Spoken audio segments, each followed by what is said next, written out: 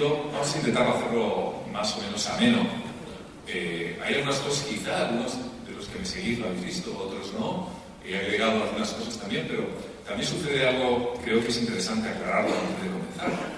Y es que muchos de estos conocimientos, por llamarlo de alguna manera, quizá dentro de unos años ya no se llaman conocimientos, se tarda bastante tiempo muchas veces en recorrer los sitios, en aprender, en reflexionar, etcétera, etcétera. Por lo tanto, no es fácil, de repente, entre conferencia y conferencia, entre mes y mes, o semestre y semestre, realmente aportar unos grandísimos descubrimientos a lo que uno ya, evidentemente, ha podido aprender. Por lo tanto, bueno, este es obviamente el límite.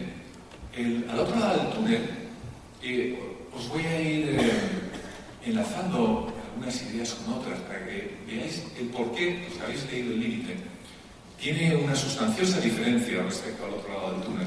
Al otro lado del túnel estaba inspirado realmente en Raymond Moody. Yo recuerdo cuando estaba en el colegio mayor, evidentemente estaba estudiando medicina, no hace tantos años, en el que un día llegó un compañero y me dijo: oye, ¿has visto? Hay un médico norteamericano que ha sacado un libro tal sobre la vida después de la vida y no sé qué es cuánto. Recuerdo que me impresionó aquello muchísimo, ¿no? Y quién iba a decir que años después le iba a conocer, comer con él, reír con él. Incluso en Canadá, el año pasado, él asistió a una de mis conferencias y yo recuerdo que tuve una sensación rarísima, ¿no? Porque me acordaba de aquello que había sucedido hacía más de 20 años, ¿no? Y de repente estaba ahí sentado entre el público, ¿no? Y caray, si es Raymond Moody, aquella persona que yo admiraba y sigo admirando, la verdad, estaba escuchando y tomando notas de lo que yo decía. Y no, lo que yo decía no me parecía en absoluto tan importante, evidentemente, como lo de Raymond Moody, pero ahí estaba Raymond, ¿no? Y fue, de hecho, sabes que prologó el libro anterior.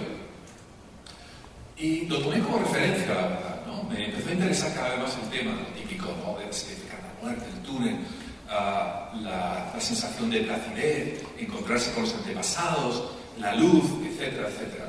Sin embargo, a medida que iba escribiendo al otro lado del túnel, iba reflexionando bastante. No quería hacer un refrito de otros libros sobre experiencias de la muerte, que para mí no para mal, muchísimo, sino lo que quería era intentar relacionar qué es lo que podía estar pasando durante esa experiencia de la muerte.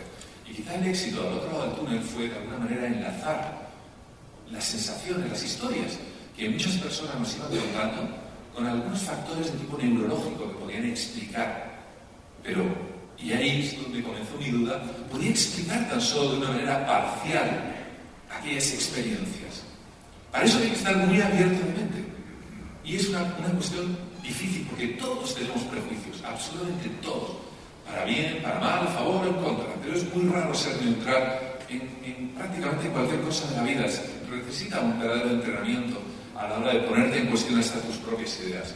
Entonces, cuando acabé de escribir al otro lado del túnel, me quedó un sabor de boca diciendo: vamos a ver, aquí hay aparentemente más cosas. Esto no es una cuestión simplemente acerca de las experiencias cercanas a la muerte. Lo que parece que hay entre manos es un asunto realmente muy profundo en relación a la consciencia. Esa consciencia que nos acompaña a todos y es la que nos da, evidentemente, nuestra propia carta de identidad.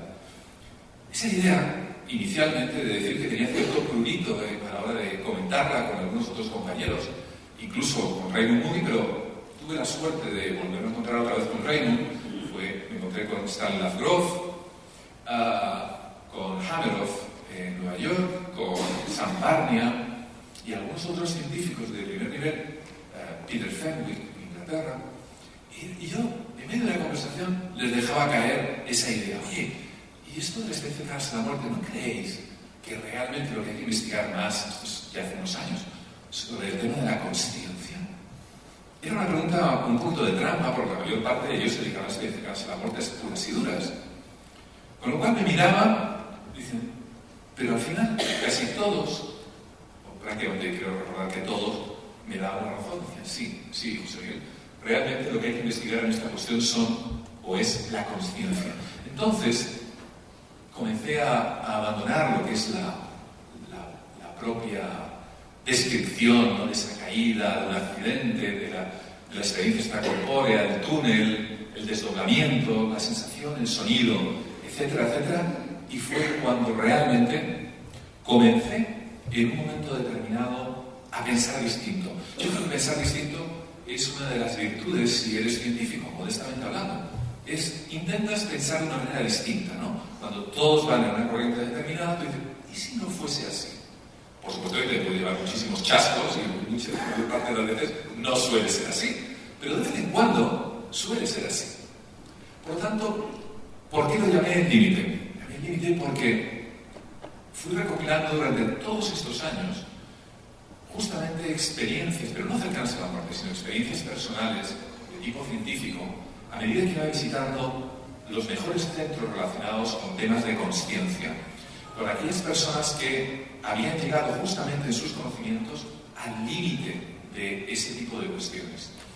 Aquellas personas que se habían dedicado a la consciencia, aquellos que incluso intuían y iban como si fuesen ciegos dentro de una habitación, además a oscuras y llena de niebla, llena de obstáculos, y a pesar de todo intentaban intuir, ver que podía ver un poquito más allá, muchas veces arriesgándose, muchas veces en un momento determinado quedando casi en ridículo, pero muchísimos científicos han quedado en ridículo. Hans Berger, el descubridor mejor dicho, o inventor del electroencefalograma, le ridiculizaron durante prácticamente 2 décadas. Finalmente, además, se suicidó en la década de los 40, quizá provocado en parte por ello, ¿no? Pero realmente fue una persona que intelectualmente fue tremendamente perseguida y ridiculizada por los mejores científicos del principio del siglo XX. Nadie podía imaginar que el cerebro tenía electricidad. Todo era una simple cuestión de tipo químico dentro de ese cerebro, ¿no? Por eso que lo titulé El límite, después de, como cualquier autor, darle muchísimas vueltas. Escapé de aquellas anécdotas de Raymond Moody que él recogía en sus libros de las zapatillas en el hospital de Harvard View, que fue la primera vez que aparentemente se objetivó que podría haber algo durante esa experiencia corpórea.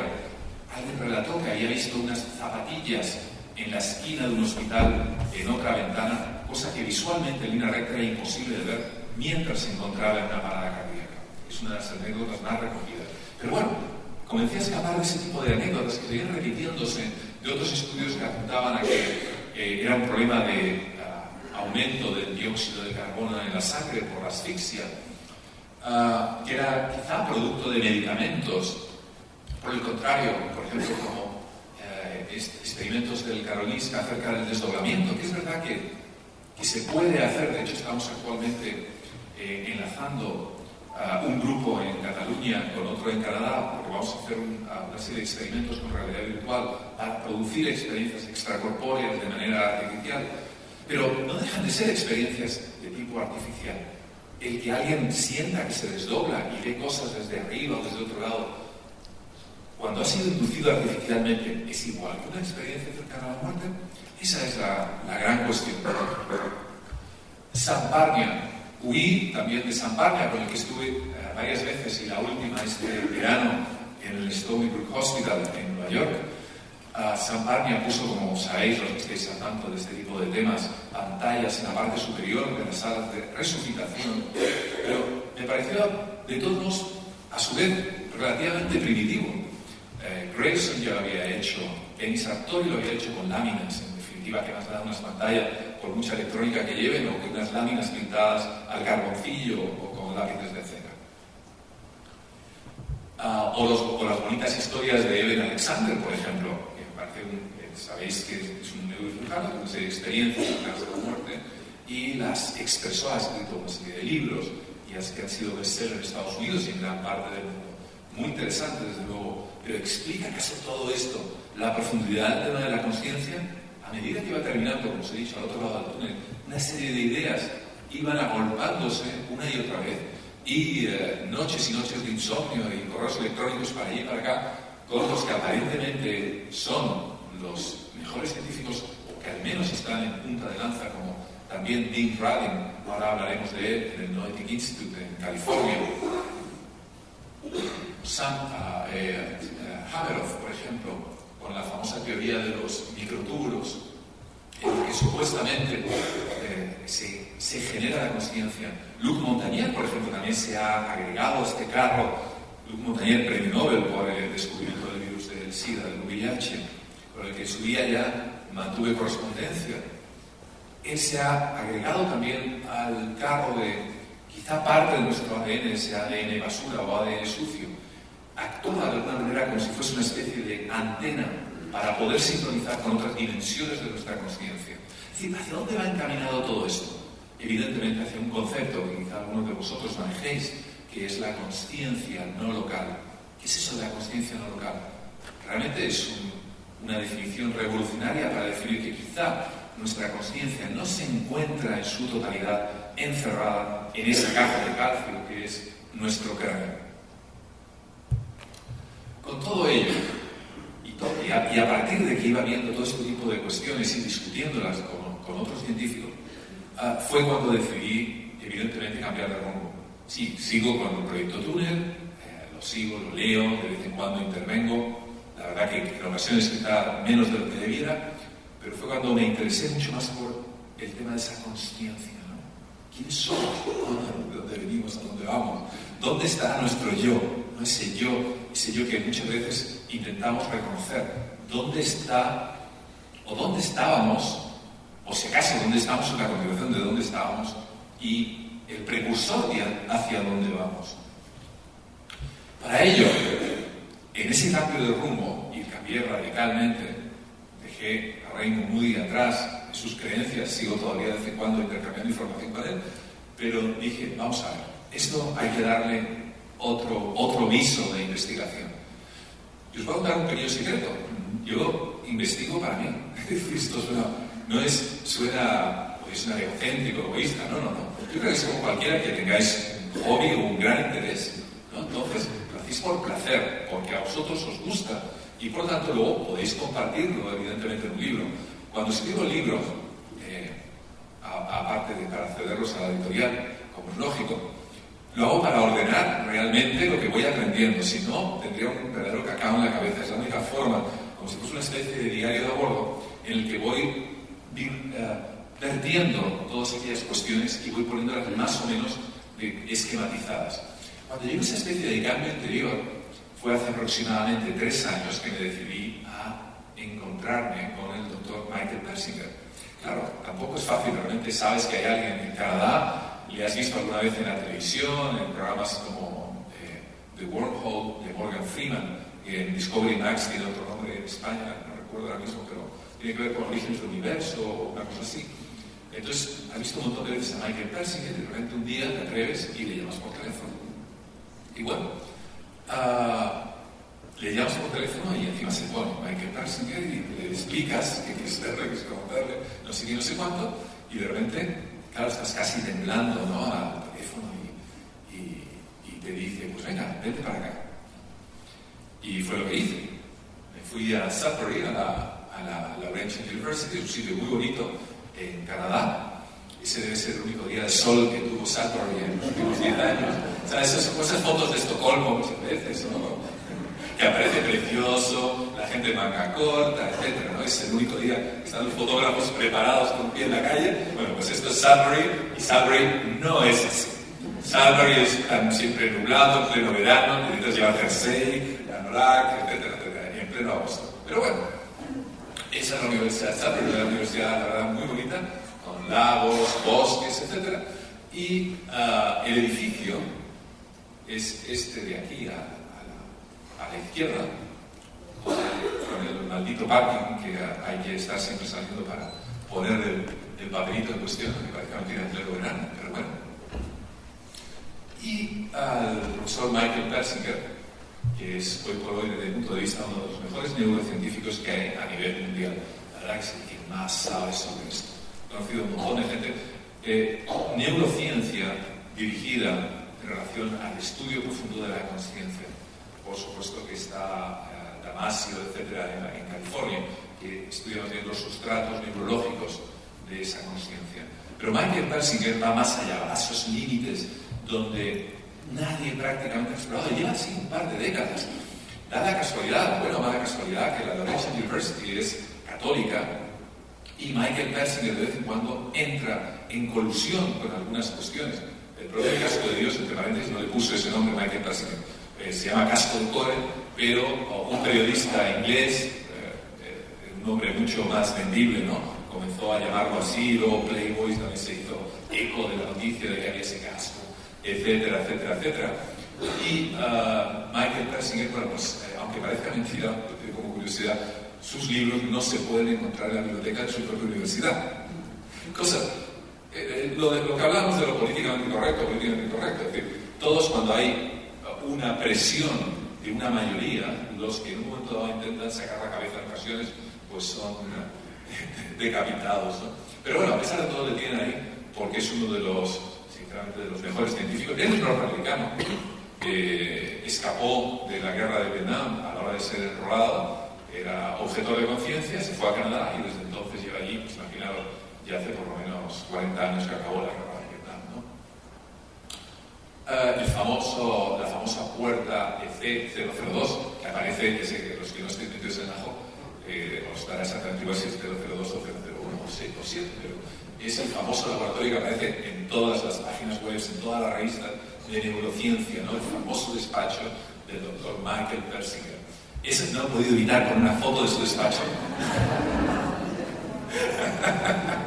Se parece al de Enrique y Vicente. Enrique, es así el tuyo. Sí, la verdad que, bueno, no he puesto uno del mío, porque la verdad que saben, pero curiosamente, ¿verdad, Enrique? Siempre sabemos dónde está cada cosa. Más o menos. Bueno, esta foto se la saqué justamente el otro verano. Aquí tenemos además, luego veremos está de espaldas, pero uno de los mejores neurocientíficos, Lucas Cesaro, que está ahí al que le pego. Cuando estamos allí trabajamos de 6 de la tarde a 6 de la mañana, porque es cuando han salido ya todos los estudiantes, la universidad se queda totalmente vacía y hay muchas menos interferencias electromagnéticas de todo tipo. Entonces, tipo 6 de la tarde empezamos a llegar, 7, 8, y luego ya nos tiramos toda la noche. Michael Persinger, entre paréntesis, una serie de cosas que no notáis, tiene más de 65 años. En Estados Unidos y Canadá no discriminan a nadie por la edad. Se puede trabajar hasta la edad que estimen ya conveniente. Trabaja sábados, trabaja domingos, trabaja lunes. En ocasiones le he llamado hora canadiense, a las 3 de la mañana de una noche de un domingo o un sábado, por ejemplo, y te contesta la pancha, sí, dime. Es decir, no pasa absolutamente nada. Las horas de trabajo, además, no sé si habrá sindicatos, no qué tipo de sindicatos, pero la gente trabaja de destajo. Trabajan horas y horas, todo el mundo enfrascado en sus experimentos, casi todo el mundo, cuando estamos ahí nos llevamos la comida, la bebida, etcétera, etcétera, porque ahí no se sale hasta que realmente hayas acabado lo que ibas a hacer, ¿no? Ese día a ser posible, ¿no? Ahí no se ve, pero hay aparatos de radiocontrol, por ejemplo coches, aviones, etcétera, que se han controlado con ondas electromagnéticas en el cerebro, para que vaya derecha, izquierda, para que vuele, para que suba, para que baje. Todos los días nos reunimos y el doctor Persinger nos da una galleta, fuera de broma. Hay un concurso de chistes todos los días para un poquito relajarnos, ¿no? Ahí estoy contando yo uno y Persinger está con las galletas en la mano, a ver si me pongo la galleta, entre paréntesis, me gané la galleta ese día. Como podéis ver, además los ángeles son un poquito más sosos, tienen el libro de chistes en la mano para escoger uno. Entonces, para ellos no mucha más grande, no hace falta el libro, pero ellos iban pasando el libro de chistes de uno a otro para escoger el mejor chiste. Bueno, el chiste es un poquito verde, prefiero no contarlo ahora mismo. Tenemos aquí, por ejemplo, a Cindy Scott, que justamente estuvo hace poco en España en una conferencia. Ella es a pesar de lo rubia que se la ve, es una India Cree, que la tiene el doctor Persinger porque es la encargada de toda aquella cuestión espiritual y también de control de cuestiones también relacionadas en telequinesia, en microtelequinesia, en mover objetos con la mente, etcétera, etcétera. Es una persona muy especial. Casi todos tienen un perfil, la verdad, muy determinado. No es fácil trabajar con el pope de Persinger, ¿no? Entonces, bueno, si gusta el chiste de una galleta, bueno, fuera de bromas, todos los días nos reunimos. Yo suelo llevar muchas veces de extranjeros algo de jamón de España, que además se lo suelen ventilar en los primeros minutos todo el mundo, y soy muy bien recibido, quizá por ese motivo. Bueno, ya vais a ver el secreto de por qué en Sudbury existe tanta ciencia y por qué en muchos sitios anglosajones se trabaja tanto, ¿no?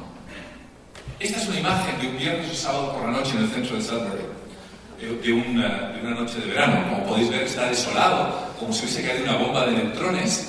Es decir, no hay absolutamente ningún sitio donde ir.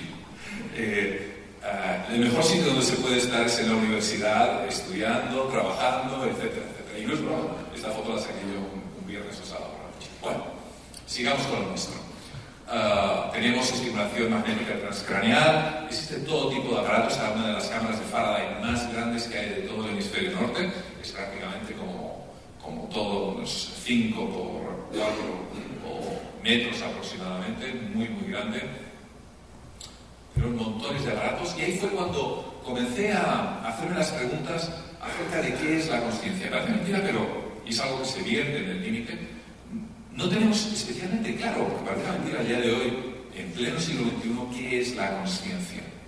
¿Y por qué tenemos claro? Bueno, a todo esto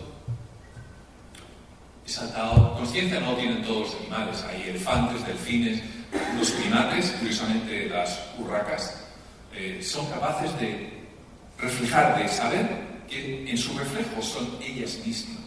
No todos los animales, ni siquiera todos los primates son capaces de reconocerse en el espejo. Por ejemplo, los elefantes sí son capaces de reconocerse, pero no tampoco todos los mamíferos pueden.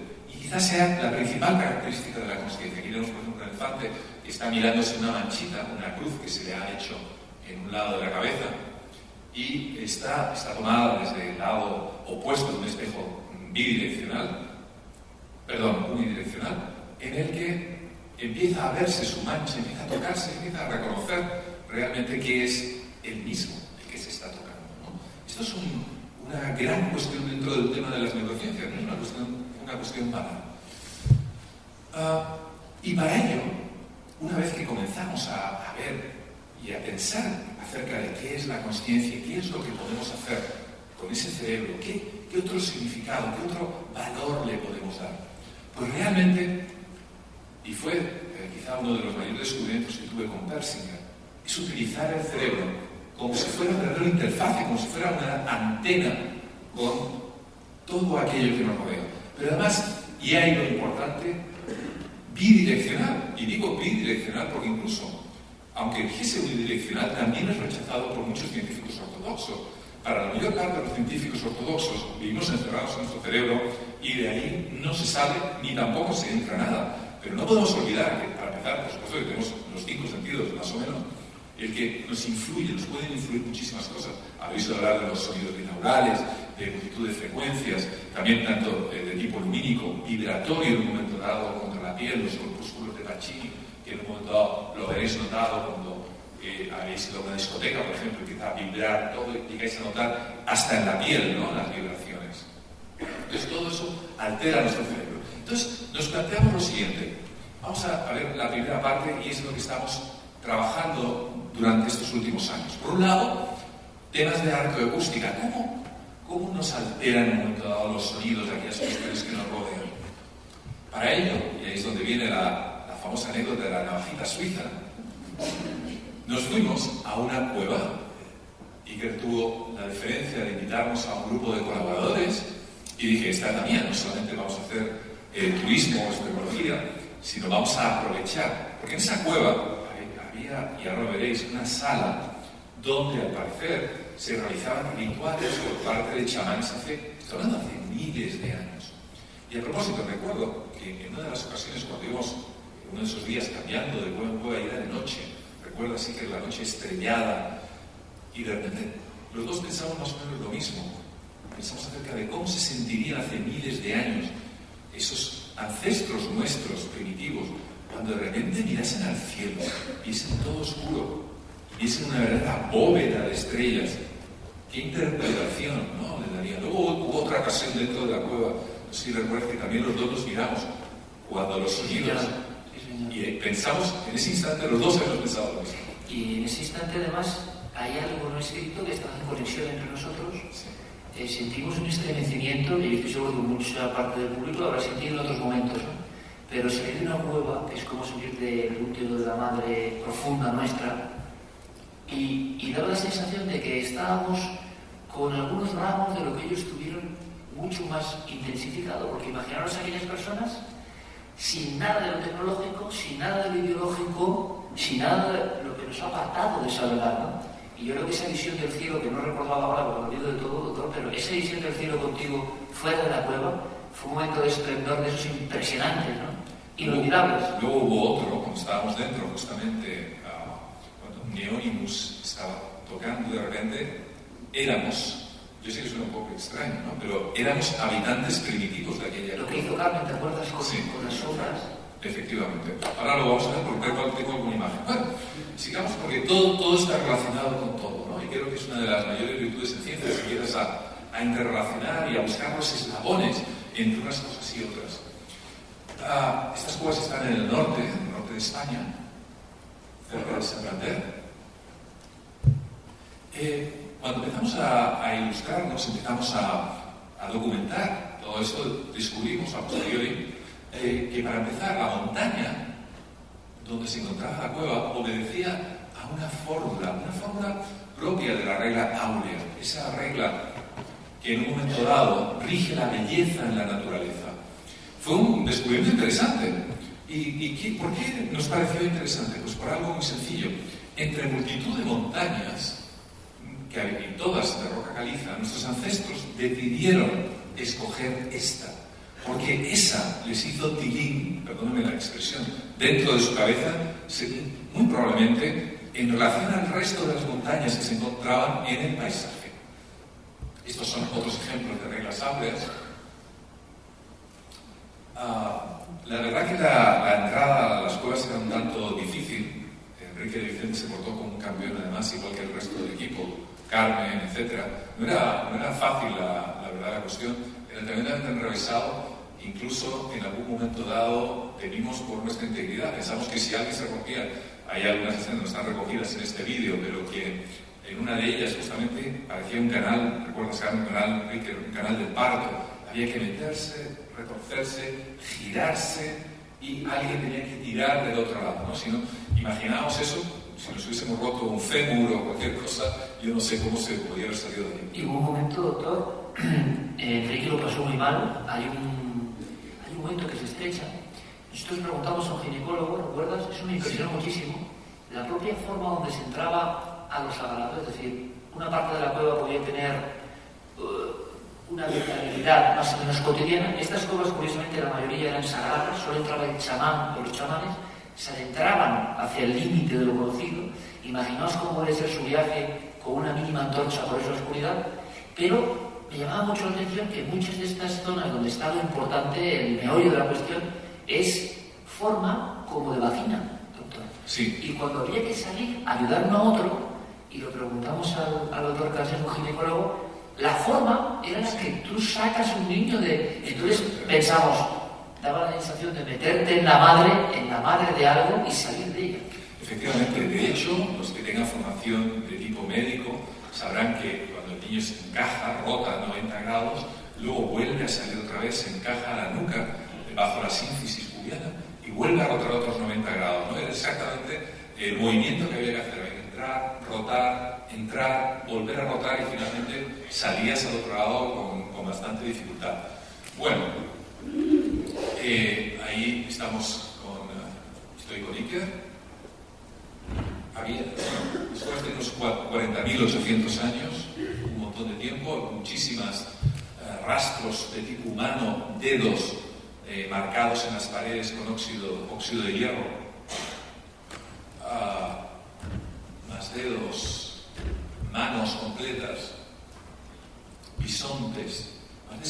Yo personalmente, yo creo que el resto descubrimos una serie de la sensibilidad, ¿no?, de aquellas personas, como esos que parecen tan primitivos, que muchas veces salen bastante mal parados en muchas películas, en novelas, etc., tenían una exquisita sensibilidad a la hora de realizar muchas veces dibujos, ¿no?, como este, por ejemplo, de un ciervo. Quizá lo apreciáis, pero si la luz no da de una manera correcta, no se aprecia el ciervo. Este es el ojo, la nariz, el morro. Entonces, daros cuenta de la sensibilidad que hay que tener, porque si le da la luz de otra manera, es imposible verlo. Y eso también se aplicaba, lógicamente, hace pues 10.000 años, cuando estas personas tenían que ir con una candela, que no sé cómo podían sobrevivir en esa profundidad de la cueva, y se les apagaba, era imposible volver a salir, y de repente descubrían esta imagen que podía ser acabada simplemente con un trazo, ¿no? No tenían nada que envidiar a los pintores del siglo XX.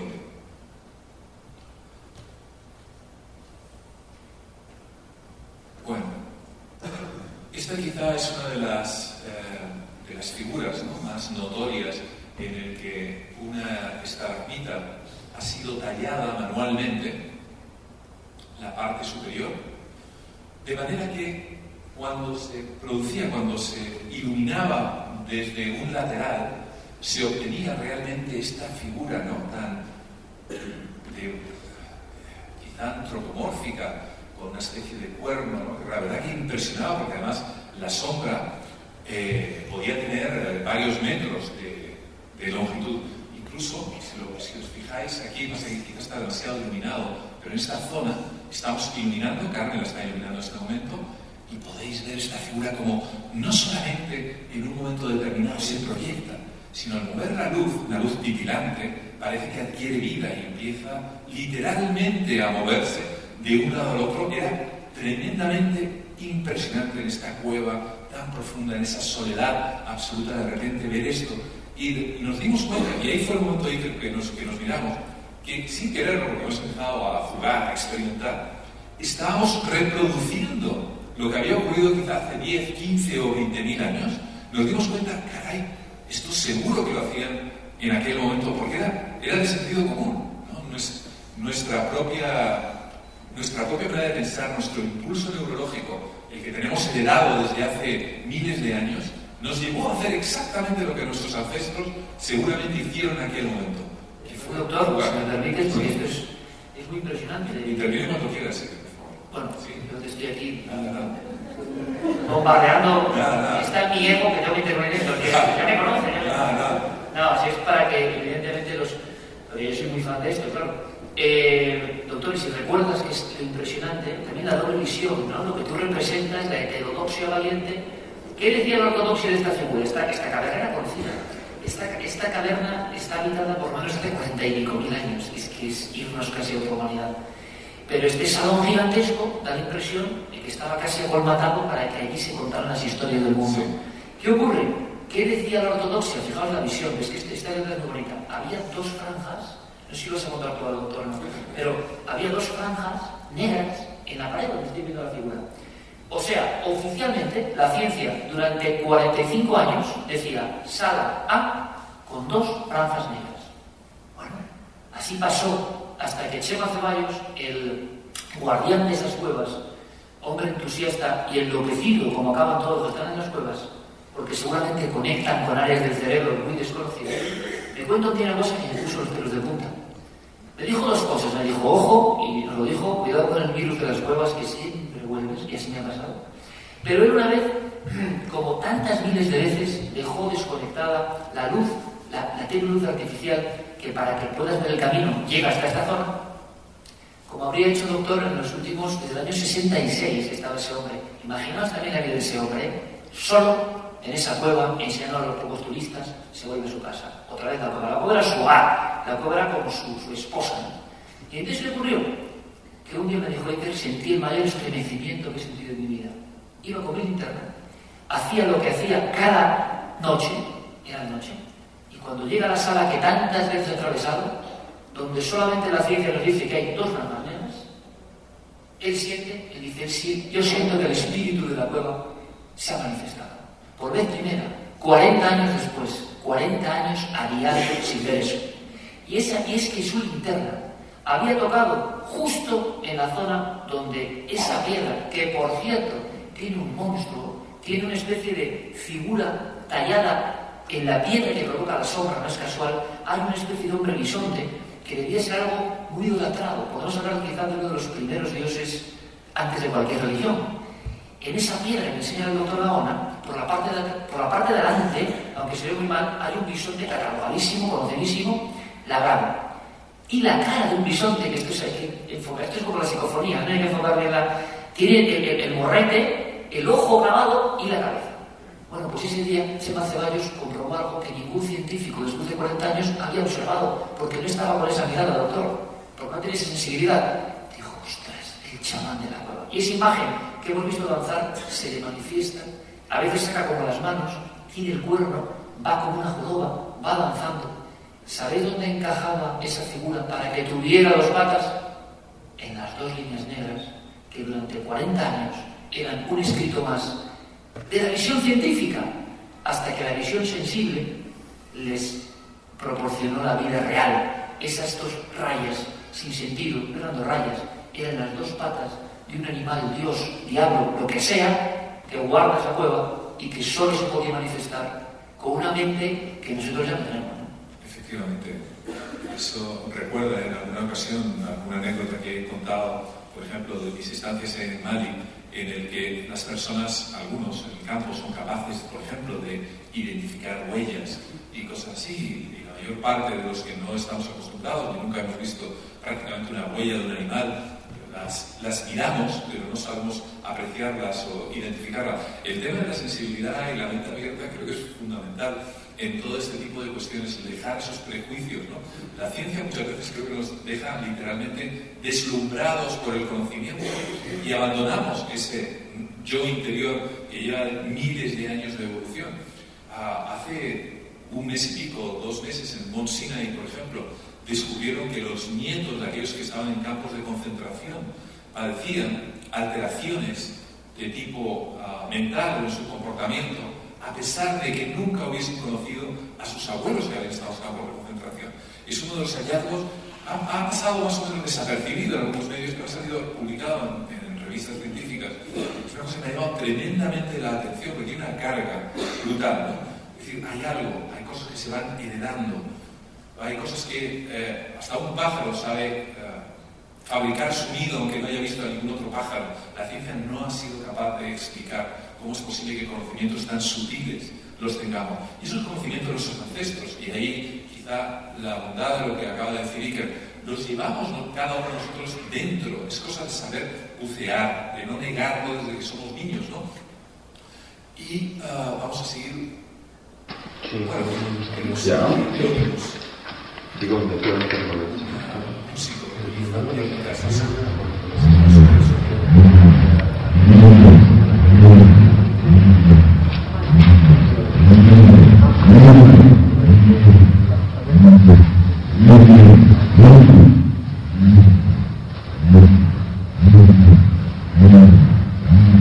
Nos dedicamos a hacer experimentos sonoros en esa cueva.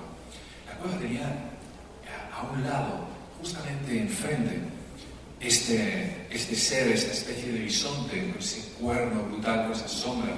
Y paradójicamente, a pocos metros, a 5 metros, tenía una serie de repisas, de escalones naturales, donde justamente nos sentamos varios del equipo, de manera que era literalmente un anfiteatro natural. Pues empezamos a jugar con esa idea, empezamos a pensar si ese chamán que podía estar ahí haciendo estos rituales, cuál era el efecto sobre las personas que pudieran estar delante, qué sonidos seguramente entonaría, ¿no? Entonces, basándonos en unos poquísimos trabajos que existen sobre arqueoacústica, nos llevamos un montón de equipo. Esto es una representación de la cueva, no es la auténtica.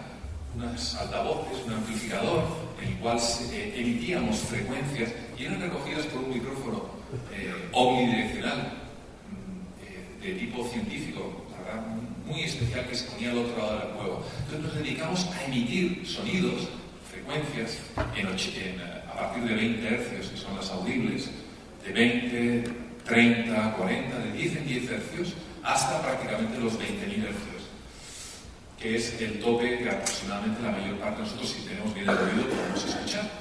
Entonces, ¿cuál era la frecuencia que mejor se escuchaba? Esto os lo voy a ahorrar, porque puede ser un poco desagradable. Al otro lado teníamos el micrófono, el ordenador, que íbamos captando todo este tipo de cosas. Descubrimos algo importante. Se repetía en estas cuevas un patrón que no solamente se da en cuevas, ahora veréis también en qué otro sitio también se da, que son de 110 hercios. Este patrón de 110 hercios no es una cuestión banal. Y además, ahora se os pondrá a alguno de vosotros la carne de gallina lo que descubrimos posteriormente a esto.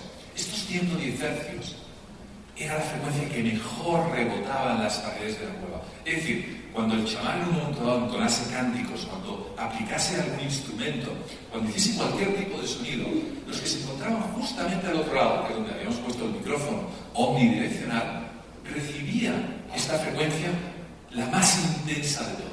Se perdían muchas de ellas, pero la que llegaba y la que realmente te golpeaba era de 210 hercios. Puede parecer una cuestión banal, pero ahora veréis lo interesante que es esto.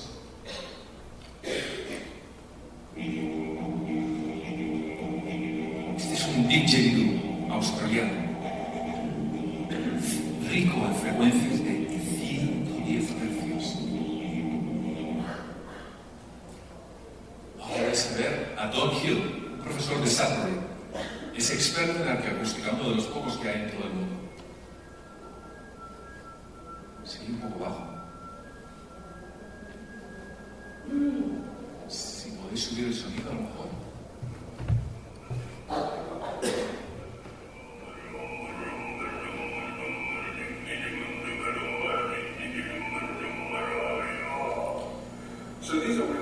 Estos sonidos son los que habitualmente, fijaros qué curiosidad, la mayor parte de los chamanes en todos los países, en todos los 5 continentes, suelen utilizar. Pero la cuestión es, ¿se han puesto de acuerdo entre ellos?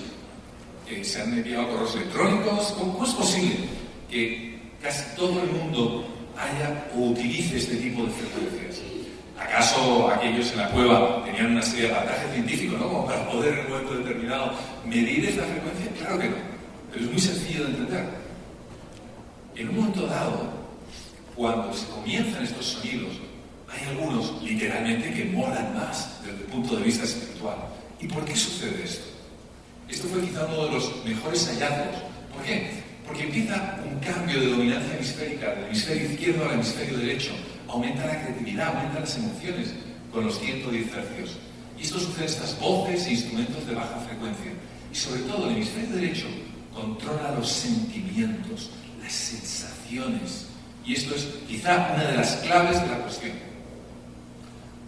No solamente esto, sino que estos 10 hercios, 110 hercios, y esto fue un descubrimiento del cual estamos bastante orgullosos en nuestro equipo, porque no había sido descrito en la literatura científica hasta este año pasado. De hecho, nos invitaron a Helsinki en junio en la Conferencia Internacional sobre la Consciencia para presentar este hallazgo.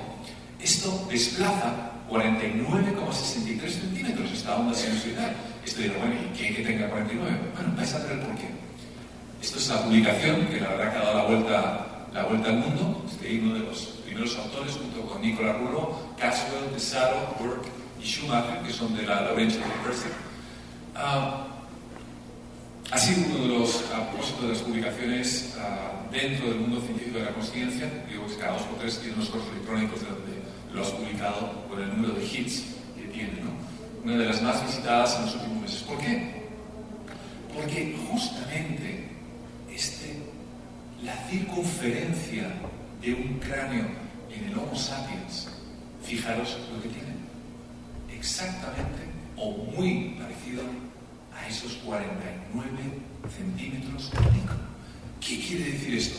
Que si en un momento dado es el cráneo y las ondas comienzan a azotarnos, la que mejor nos envuelve, nos engloba, es justamente la de los 110 hercios. Esto fue un descubrimiento a nosotros nos pareció realmente apasionante hacer este descubrimiento, porque esto se ve también extrapolado a otro tipo de cuestiones dentro de lo que es la religión, experiencias extracorpóreas, movimientos oculares superiores. Por ejemplo, en el convento de Santo Domingo de Lisboa, cerca del altar, hicimos mediciones, al igual que en otras iglesias, otra vez más. En las primeras filas, los 110 hercios. Aquellas personas que se encuentran más cerca del púlpito, aquellas personas que se encuentran más cerca del sacerdote, de ese chamán moderno, son las que mayor repercusión espiritual tienen neurológicamente hablando. Con esto quiere decir que estamos apuntalando quizá alguna faceta del ateísmo, por ejemplo. No, en absoluto. Son estructuras neurológicas que todos llevamos dentro. Incluso hay autores americanos que sabéis que llaman a ese lóbulo temporal derecho, por ejemplo, la antena de Dios, ¿no? Es decir, son estructuras que vienen prefabricadas. No sabemos exactamente para qué, pero quizás sea por ese motivo que los humanos somos quizá los únicos, aparentemente, que tenemos esa vida espiritual, además de la propiamente dicha biológica. Bueno, es el casco de Dios dentro de él. Se la pusieron en el hormiguero a propósito. No sé si tú lo viste, Iker. ¿No? Pues es una foto sacada con flash dentro de la cámara de Farra de la Laurentian University. La verdad es que ese casco no se utiliza más. Lo saqué porque es el que viene originalmente en muchísimas publicaciones y todo esto. Y lo que no me había dado cuenta cuando se publicó la fotografía en algunas revistas es que toda esta zona, esto con el flash, estaba sumamente cochina, sucia. Hay algún orb ahí, ¿eh? Sí, hay algún orb también por ahí. Bueno, si os fijáis, a propósito, por curiosidad, el casco tiene una serie de bobinas sobre la glándula pineal, sobre el lóbulo temporal derecho, no se ve, pero también sobre el lóbulo temporal izquierdo, etcétera, etcétera. Bueno, el casco de Dios, como ya lo sabéis, estamos haciendo más experimentos acerca del cerebro, y sigo hablando del cerebro pasivo. Pasaremos ahora rápidamente, y con eso ya acabaremos al cerebro activo. Ese cerebro pasivo, acabáis de ver un electroencefalograma con una serie de ondas, pero lo más llamativo del caso es que está conectado al cerebro, evidentemente a un cerebro de un cadáver. ¿Qué es lo que esto lo hemos publicado también este año pasado? ¿Qué es lo que intentamos demostrar con esto? Cómo nuestro cerebro recoge muchísimas señales del medio ambiente, señales de tipo electromagnético. Quizá muchos, los que hayáis tenido, tocaréis, los que tuvierais o un amplificador, habéis visto que cuando ponéis el dedo, por ejemplo, en la entrada del input suena un zumbido muy grande. ¿Por qué? Porque nuestro cuerpo está recogiendo los 50 hercios de todas las líneas eléctricas que van por toda la casa. Tuvimos un caso, pero recordad que lo cuento en el límite, hace un par de años, de una niña en Sudbury, por ejemplo, que tenía sensación de presencias, etc., y era porque había un reloj. Os recomiendo a propósito que no tengáis nunca relojes de estos digitales de los que van enchufados a la red, porque crean unos campos electromagnéticos brutales dentro de lo que es el entorno, ¿no? A lo largo de 1,5 metros o 2 metros. También descubrimos por casualidad, por ejemplo, que en algunas líneas de autobuses en Madrid están mal aisladas y hay unos campos electromagnéticos brutales que sientas al fondo, a la izquierda. Pero bueno, pequeñas cosas que muchas veces luego seguramente llegas a casa con dolor de cabeza o con sensaciones extrañas y no sabes ni siquiera por qué, ¿no? Esto forma parte de nuestro experimento, lo cubrimos de un cráneo artificial con varios tipos de cerebros, de cráneos, etcétera, etcétera, y todos iban recogiendo señales en los cuales fuimos analizando posteriormente algunas. Y ahora viene la segunda parte, y con esto ya entramos en la recta final para acabar la línea de investigación, ¿no? Pero realmente, bien, perfecto. Nuestro cerebro recoge muchísimas cosas. Uno de mis compañeros, Joe Caswell, le veréis ahora, está especializado, por ejemplo, en tormentas solares. ¿Cómo afectan las tormentas solares sobre nuestro cerebro, sobre nuestra salud incluso? Ha publicado un artículo hace 15 días en el que advierte que hay una relación inmensa entre infarto del miocardio, ictus y tormentas solares, por ejemplo. Hay una asociación estadística bastante grande, incluso entre homicidios y tormentas solares, por la mayor irritabilidad, quizá. Estamos hablando de efectos sobre millones de personas a la vez, ¿no? Entonces, para eso nos basamos en unos experimentos en los 80, que es el ticoscopio del Dr. Perre en Francia, y es una especie de pequeño robot, muy sencillo, con una luz en la parte superior. Y esto se ha utilizado con unos pollitos que nunca habían visto la luz, habían sido criados en la oscuridad más absoluta. Y lo que se hacía es dejar este robot, pequeño robot, que se movía aparentemente de una manera aleatoria sobre el papel y con una luz aquí. Esto estaba totalmente oscuro, de manera que el pollito de repente se sentía tremendamente, imagino, atraído, o todo lo contrario, con esa luz. Entonces, esto iba dejando un verdadero rastro, este pequeño robot, sobre el papel. Podéis ver, por ejemplo, aquí el rastro que suele dejar ese pequeño robot cuando no hay un pollito, y en la parte inferior, cuando sí existe un ser vivo que le presta atención a ese robot. Porque sobre este tipo de cuestiones hay dos factores, la atención y la intención que eso en cuanto a los humanos, y ahora entraremos en ello, con los meditadores, por ejemplo, tiene unos efectos bastante intensos. El rezo, aquellas personas que rezan, aquellas personas que desean algo de una manera tremendamente intensa. Bueno, no quiero entrar en el famoso libro del secreto, ¿no? Aunque siempre agrego eso de a Dios rogando con el mazo dando. Pero bueno, existen estudios científicos que así lo apuntan. El Celeron, por ejemplo, a los que sigáis Cuarto Milenio ya sabéis de qué va la historia, un generador aleatorio de números. Estoy con Joey Caswell. Esta es una foto de hace un año y pico. Ahora es profesor y ya está con chaqueta y corbata en la web. Lo digo porque si veis nuestra web no le vais a reconocer. Entre paréntesis, Nicolas Rouleau, que está antes con el cerebro, que casi todos mis compañeros ahí están tatuados, yo sigo sin tatuajes. Tiene una neurona tatuada en todo el brazo, ¿no? Todos son amantes de la neurología, una neurona que llega de la muñeca prácticamente al antebrazo, ¿no? Todo el antebrazo. Y bueno, este Celeron se genera con un efecto túnel. Aquí podéis ver cómo sucede, es una barrera de potencial. Y bueno, la cuestión es que genera, y eso es lo más importante, ceros y unos al azar. Con lo cual se utilizan en criptografía, comunicaciones del ejército, comunicaciones secretas entre empresas, etc. Nosotros lo utilizamos realmente para ver cómo podemos alterar este azar con nuestra mente, ¿no? Es decir, entramos ya en la segunda etapa, no solamente el cerebro pasivo, sino ese cerebro que realmente puede interactuar sobre lo material. Y si puede interactuar sobre lo material, se abre un sinfín, una miriada realmente de posibilidades. Esta máquina es como tirar una moneda al aire miles y miles de veces, la puedes programar.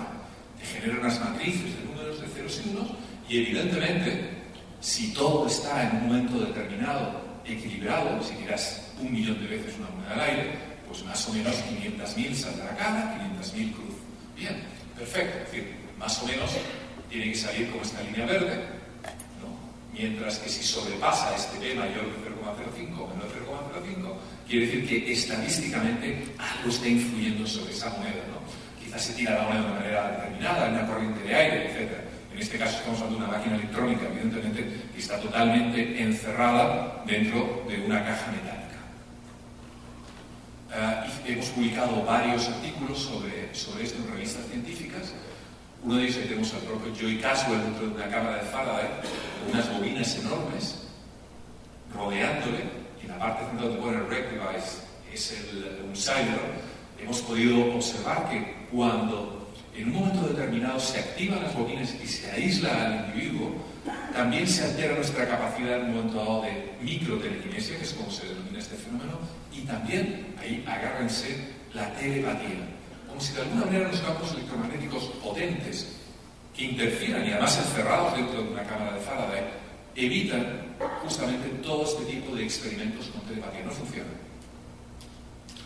Hemos hecho más experimentos en concentraciones religiosas, por ejemplo en el Escorial pudimos observar, por ejemplo, 3 picos durante la misa, durante cuando la procesión de la imagen al olivo que hay cercano, y finalmente durante el rezo del rosario. Lo hemos llevado también durante una tormenta en un avión, cosa que va totalmente en contra de cualquier tipo de seguridad aérea, ¿no? Pero no sé, el espíritu científico a veces sacas el ordenador, lo enciendes, y bueno, si hay gente que lleva el teléfono móvil encendido, imagino que con un ordenador que no emite en principio ningún tipo de señal, no pasa nada. Y podemos ver el aterrizaje en medio de una tormenta brutal, como sale otra vez, quizá el pánico de los pasajeros, las mentes. En un funeral podemos observar el momento en que se vierten las cenizas al mar.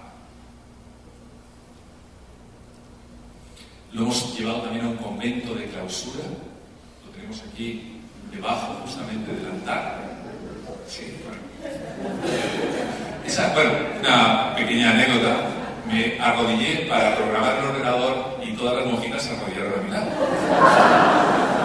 La verdad que eran adorables estas monjitas, ¿no? Se arrodillaron, yo me quedé, pues bueno, era para sacar una pequeña foto, pero nadie les dijo que se arrodillaran. Bueno, lo dejamos ahí una serie de días, prácticamente 2 semanas, y bueno, fue brutal, ¿no?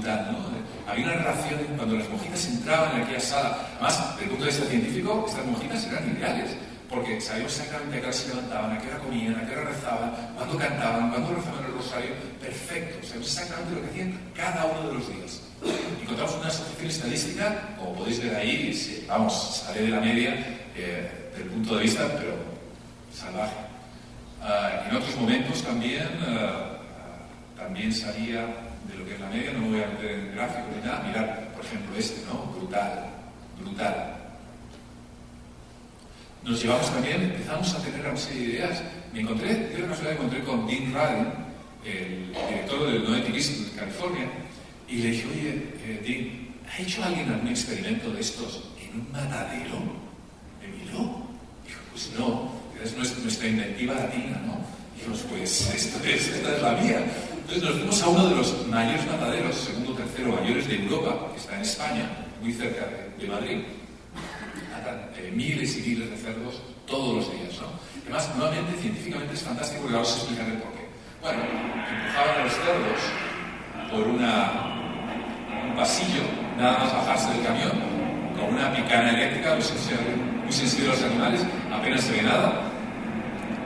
Los empujaban dentro de una cámara que hay dióxido de carbono. La mayor parte no, todos los trabajadores además llevan protectores auditivos, justamente por los chillidos. Entre paréntesis os diré que los chillidos de los corderos se asemejan a los bebés. Tuve interesantes conversaciones acerca del sufrimiento psicológico. Voy a quitar ya, ahí aparte de arriba pusimos el rec, un poquito. Este es el pasillo, para que os hagáis una idea, que hay un trabajador. Esta es una cámara donde entran los cerdos, como si fuese el revólver de una pistola, va girando en la parte inferior, está lleno de dióxido de carbono porque es más pesado que el aire.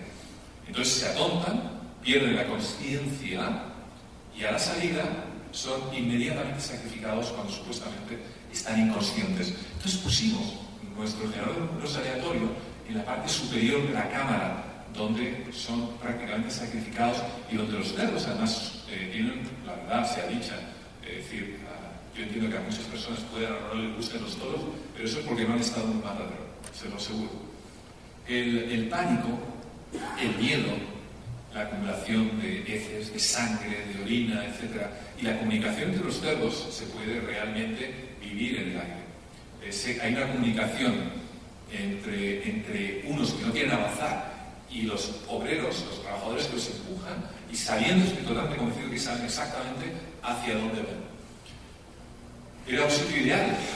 Descubrimos la energía que libera cada cerebro cuando muere. Esto también se aplica a los humanos. El cerebro del cerdo pesa un poquito menos que el del ser humano, de 2,77 por 10 elevado a la menos 21 julios.